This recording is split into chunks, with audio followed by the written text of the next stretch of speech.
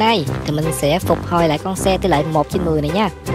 Bỏ xó nó cũng khá là lâu rồi, nên đầu tiên thì mình sẽ phải vệ sinh em nó trước. Cho tất cả các chi tiết cần vệ sinh vào trong cái khay này.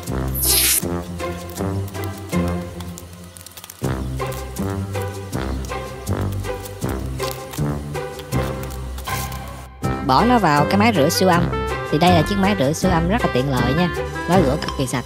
Sau khoảng 10 phút thì mình sẽ lôi nó ra, rửa lại với nước sạch. Và phải công nhận một điều là rửa với cái chiếc máy siêu âm này á, nó sạch rất sạch nha.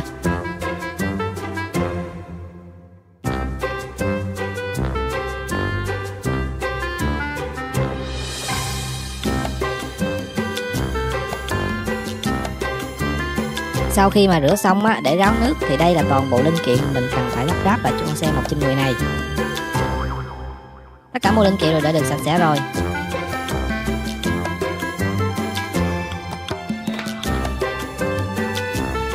Mình cũng sẽ đổ thêm vòng bi vào cho nó để cho nó chắc chắn và chân chu hơn nha. Và các bạn cùng xem mình lắp ráp con này như thế nào nha.